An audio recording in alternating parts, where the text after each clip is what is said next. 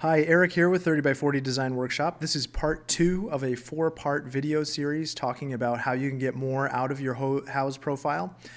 And in the first part, we talked about the number one way, the low-hanging fruit, and that is to complete your Houzz profile. So if you haven't seen that video yet, I suggest you start there.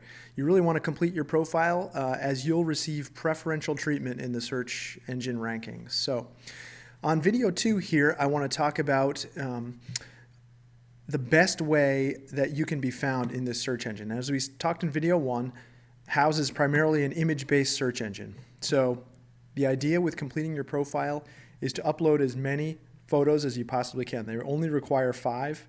I recommend as many as you possibly can, okay? So 5 photos is a minimum. But really, it's just too few to make a profile that a potential client is going to actually want to spend time looking through. So remember, we want to provide users of Houzz with relevant images. Okay, that's the number one function of Houzz.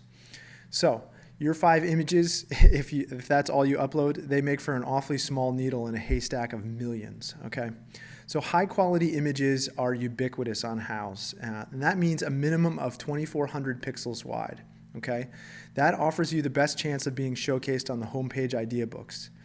Now, if you're lacking professional photography, upload only the best quality images you have. This is a place where poorly composed images, dimly lit images, they can really penalize you. So you're being compared to world-class professional images.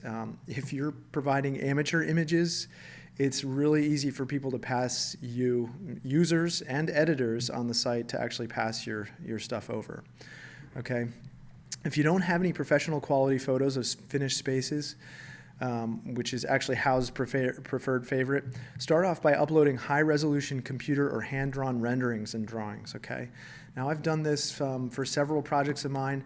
The hard thing about drawings and renderings is when you upload them, you're given an opportunity to really talk about what the image shows. So here's a good example. So this is the category for this one, fits into drawings. Now, when you actually use Houzz to search for images, if I come up here and I want to find a floor plan, for example, floor plan in photos, it's difficult because the Houzz is not serving that up, okay? They're not serving that up as an image. They're only showing you completed spaces. So it's sort of one of my gripes with that.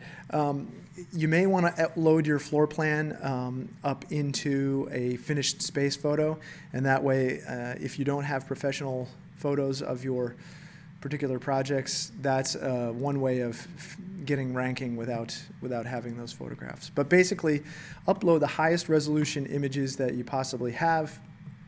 And then what I'm going to tell you to do in the next step here is you're going to want to add descriptions to each image. All right. Now, if you look at a lot of people's images, they don't have a description here. I've entered a really detailed description of this, and what other people won't be able to see are the keywords that I've added here, okay? So I have a title of this, and the title really should be keyword rich as well if you can. It fits in a category, and for this particular one, it's an exterior one.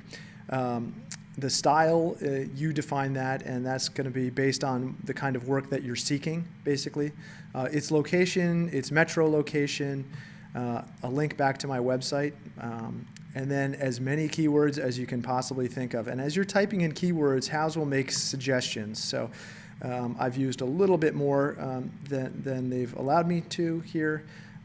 So my last 16 characters won't be allowed.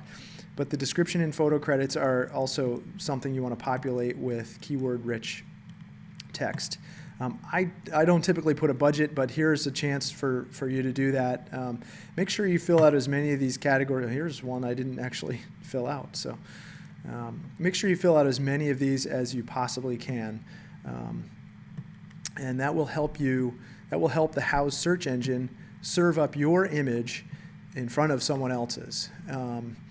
If you have this information there, it's completely useful. Now let's go look at just another random image, and let's see if they've filled. See, they haven't filled out any of this information here. So they have a few keywords here.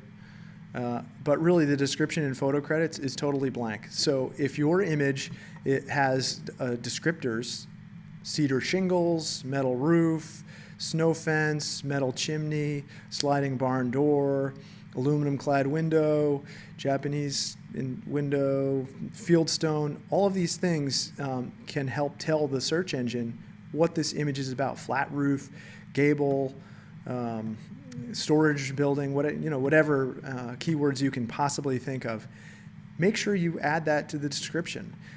It also helps people who are looking through these images to understand what's going on, understand the thought process. And that's important to you because if as Houzz editors are looking through all of the images on the website to write stories, and you're probably aware that Houzz publishes Ideabooks on their featured stories page every day. I think they post a dozen or so at least.